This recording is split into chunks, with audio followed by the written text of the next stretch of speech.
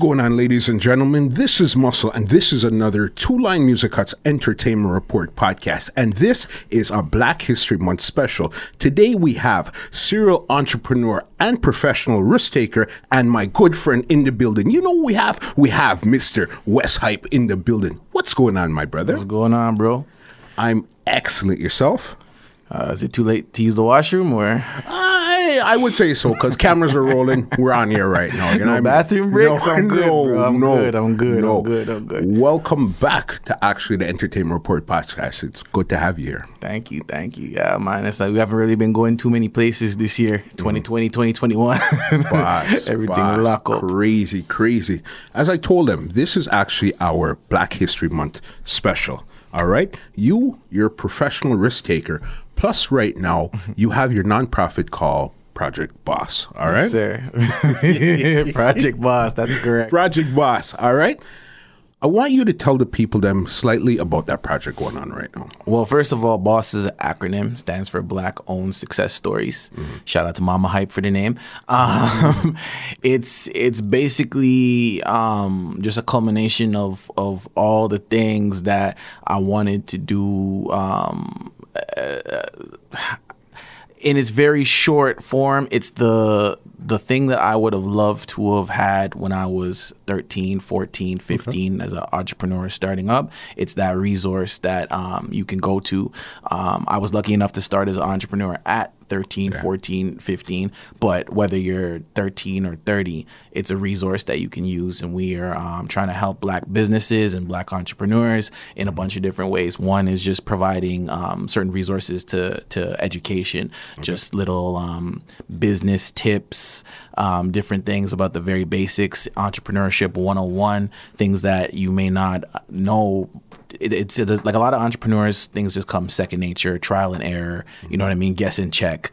So we're going to try to start a lot of the Black businesses on the right track from the beginning when they're starting their business. So we're going to make a lot of videos, speak to different people, different success stories, Black owned success stories, and have them have them share their experience and create different resources that'll be available. That's one of the things that we're doing. Okay. Another one is the money that Trudeau promised, the $221 million is supposed to go to Black businesses, Black entrepreneurs. We're going to try to connect you with that money, because what happens a lot of times is the people that have been receiving the grants for these programs year over year are the same people that receive the grants. Why? Because they know how to do it, right? They know how to fill out the paperwork. They know how to look for the funding. They know the landscape. So we're trying to connect with some of those people and bring them into the fold and create videos that people can go and watch just for free on our website, on YouTube, that they can go and watch and do it themselves. And we're also trying to create a room of resource, be it through Zoom conversation, FaceTime, Skype, Google Hangouts, and hopefully in person eventually, where you can sit one-on-one with a professional for a small fee, and they'll be able to help you get connected to that money, get that funding, get that bread. All right, I hear you. Good. Project B.O.S.S, definitely a good name and an initiative that we need right now, especially in the city, as you said, to get access to a lot of the grants. And there's a lot of stuff where right now, especially we've been in the pandemic for almost a year now, and a lot of people are down, a lot of people are out of work, and they're trying to start their business now. So an initiative like this right now is definitely something. Yeah, well, that's, me, like my background and my history. We only have a little bit of time, so we're not going to get into it, but I'm your favorite comedians, management. I've done big concerts with your favorite artists. I've done everything from juice company to personal trainer to all these different things. And when the lockdown happened in February or March, it put me in a position where I haven't been able to do the things that my top tier of things, the things that were priority for me. So as I was pivoting and I saw the need for something like this, I see a lot of other people pivoting. So my pivot is to help other people pivot. You know what? That makes sense. You always need somebody go-between to get you from point A to point B. You understand? I guess that's what you're doing with the initiative right now. Yeah, I mean, the link will make the link. Yeah. I hear you. And right now, being Black History Month, I know you have a special initiative right now. And what is that called? Yeah, it's called the CANDEMIC. Yeah. Right? The name CANDEMIC. Shout out to Muscles for going through the process of coming up with that name with me.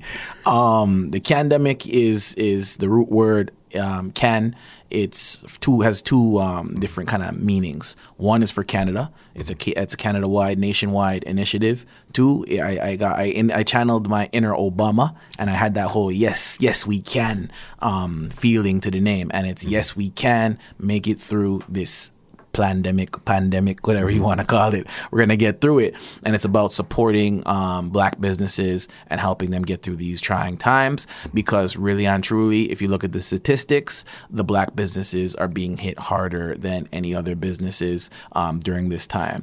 So it's just one of those things where, like, we're starting off this month with the restaurants, because in the food sector, that's one of we're all being hit hard, but due to the multiple lockdowns and all these restrictions, the restaurants are one of the industries that are being hit the hardest. So for the first CANDEMIC initiative, we are doing the Black Restaurant Relief Fund, which is focusing on uplifting those restaurants. And like I said, with the Project B.O.S.S thing, it's not just a money thing. It's multifaceted with education and different help with branding and marketing. With this, I've teamed up with my boy Ryan at Eat Famous.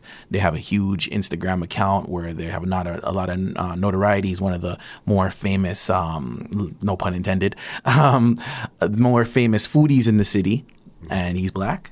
And he works with a lot of the most popular restaurants' social media pages, and helps them with their branding and their marketing. He's a really intelligent guy. I've had a couple conversations with him, and he was nice enough to donate some of his services to me to help with the businesses. So it's not just getting advice from me. We're going to actually speak to the professional that does this specifically in this sector, specifically in this field. So it's that whole, like, give a man a fish, teach a man to fish type of mentality. We could just raise a whole bunch of money and then go give it to the restaurants, but that doesn't help them the next month or the next month after that. What we really want to do is use that money to say, okay, cool, where can we invest this in? Advertising, branding, marketing, getting different placement in different places. What do you have to invest in? It's more like an audit on that particular business from a professional that actually does this, and myself that does a lot of other things. So we're gonna sit down and get together and see what we can do to really help the black businesses, you know? Very, very, very good initiative, especially, as I said, right now. And it's Black History. And you brought up something. You said you're a professional, right? Yes, sir. But I see your sweater right here, professional risk taker. And I see it somehow tied in with Project B.O.S.S. Well, yeah, Project B.O.S.S. I mess you up. So if you look here, I don't know if the cameras can pick this up, but this is actually the Eat Famous logo here. And this professional risk taker hoodie is, we give them away for donations of over a certain amount. I reluctantly call it my clothing line, because I really didn't. The clothing line to me sounds like what Nelly did have, and what State Property did have, and what Rockaware was, and that's so 1990, 2000s. I'm not trying to do no clothing line, but this is clothing that I particularly was wearing, that people actually liked, that I tied with my initiative because people wanted it. I wasn't just about to just sell it. I said, you know what? If you contribute to this initiative, we'll release some different products that kind of go into a line of clothing. So it's kind of like a clothing line. But yeah, so this particular sweater is actually the Black History Month sweater with this design, exclusive limited edition, just for this initiative, just for the CANDEMIC initiative. And you see the Eat Famous is kind of fused into it. So the professional risk taker thing, that was a little self appointed nickname, serial entrepreneur, professional risk taker, that I wore myself for a long time, 4 or 5 years, before I made it available to the public this past couple months. All this good stuff here. Is there a website or any place where they could check out what's going on? Definitely. The initiative itself at www.projectbossinc.com. Also on Instagram, same name. Twitter, same name. Myself personally, WES Hype. I also post a lot of the stuff from multiple initiatives on there, and the professionalrisktaker.com. We got all the websites. We have them on. Exactly as what you think the website would be. That's where you go find it.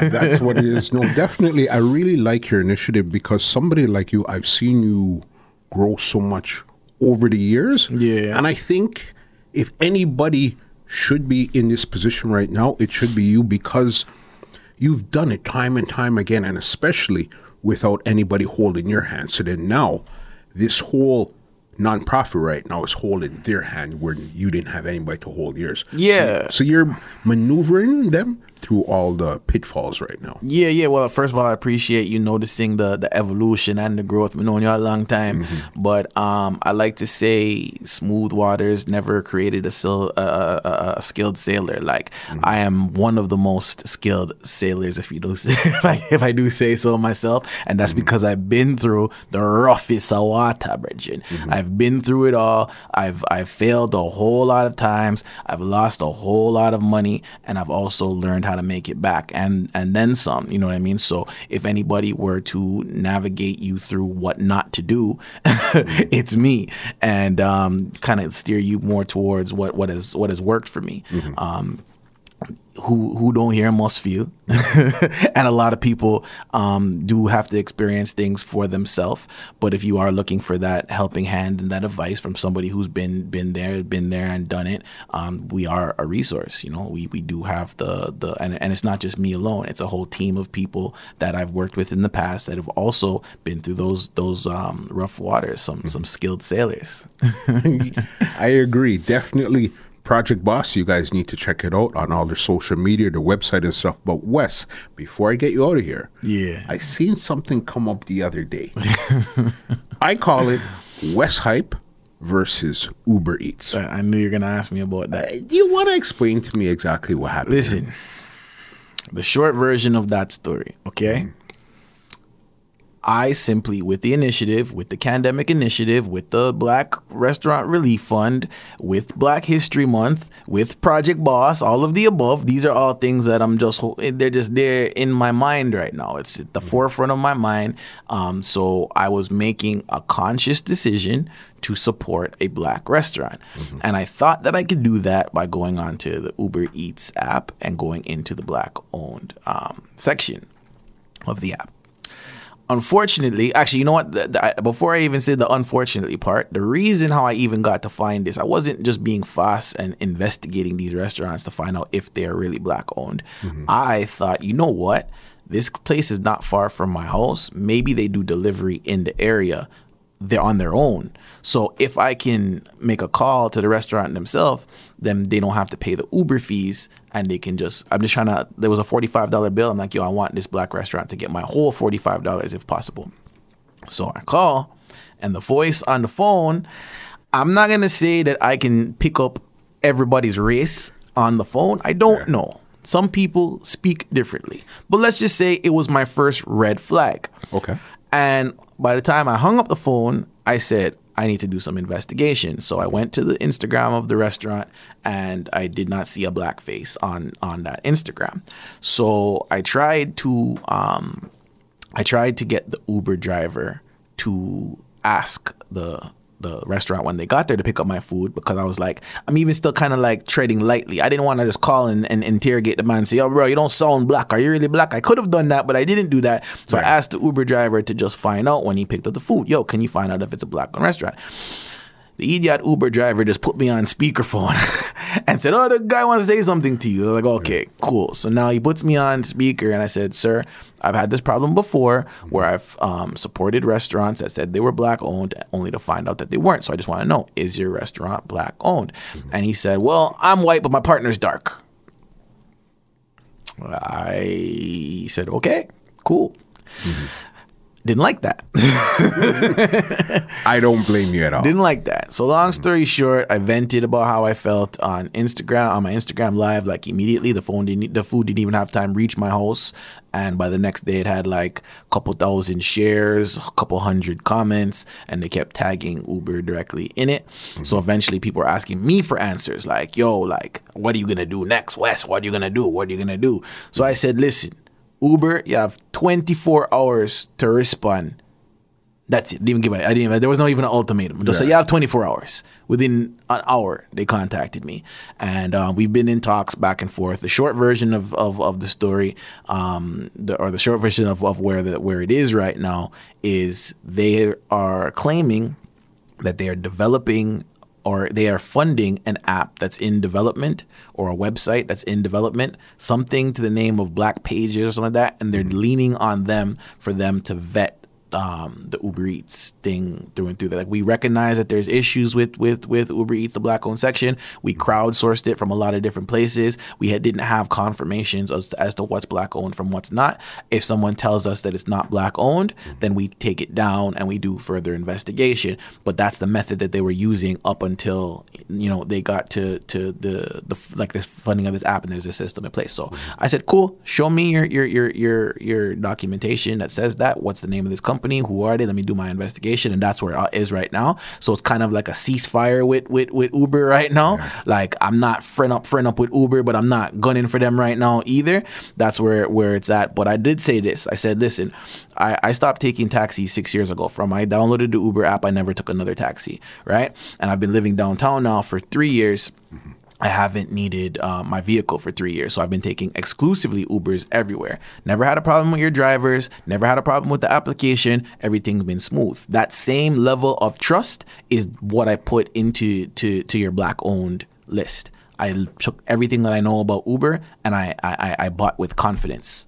Do not ruin your credibility by making stupid decisions like a crowdsourced list that you're going to use on your big time app, because the way that it charges credit card, if everyone's credit card was getting mashed up in the thing and it was getting cloned and there was fraud going on, people would not be using Uber with that type of confidence. If the drivers aren't showing up when they're supposed to be picked up or whatever, then people would not be using Ubers with that confidence. If I couldn't see exactly where my driver was and know exactly my route home or whatever, I would not be using Uber with that confidence. So don't shake your confidence trying to do something that's for the good of the people, but doing it half-assed. If you're going to help us, help us. You see what I'm saying? So we're going through the process right now, but it's very important to me. And it was really upsetting to me that you would fund something or give funds towards Black businesses and other races would be taking advantage of it on false pretense. That rubbed me the wrong way, and I'm not letting it go. But we're in a ceasefire right now until further investigation is done,